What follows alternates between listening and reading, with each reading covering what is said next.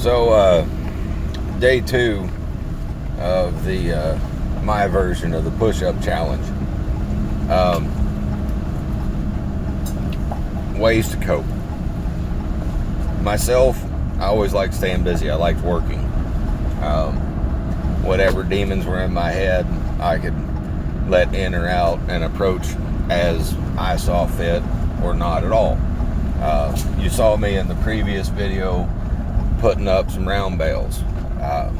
Seems like a pretty complicated process, but after you do enough of it, which we tend to, especially this time of year, it almost becomes second nature. So you can allow things to drift in and out as you see fit. You can sort of, as I refer to it, go into autopilot. You do a task enough that you can do it almost without thinking, and you can allow other things to creep in or out, or think about them, or whatever. I use this for anything that's bothering me, anything I'm trying to figure out a solution to, anything of that nature. Right now, sorry, I can't look at the camera that much because, well, I'm driving. But I'm moving some hay equipment so that I can go and repair some equipment and figure out a workaround for that particular problem. And kind of fitting, the repair I have to do is for a piece of equipment that they no longer make parts for. That particular one, at least. The type of equipment is still mass production, but the one we have is no longer made. So oftentimes you have to get pretty creative as far as how to work around and deal with that particular issue. Take advantage of the tools you have and press forward with that.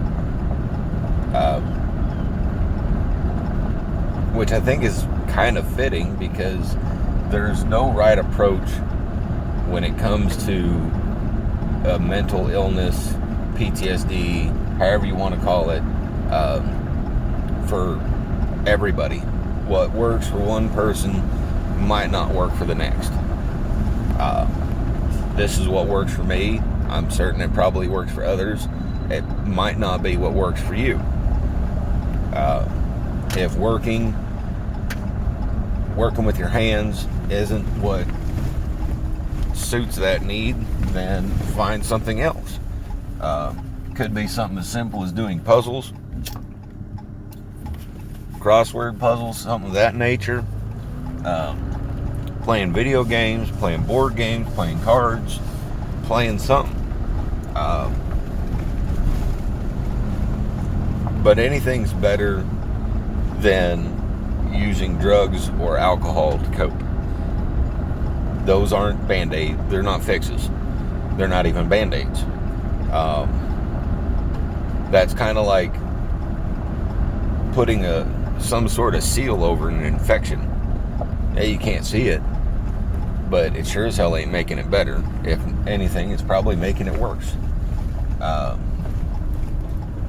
So please, by all means, do not use alcohol or drugs, illegal drugs, to deal with these issues.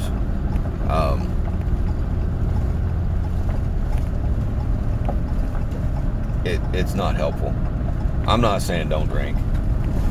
By all means, don't do illegal drugs. If you're in the military, if you were in the military, if you're retired, that something along those lines could cause you to lose your benefits, let alone your career. So please, by all means, do not do that. Find help. Get a doctor.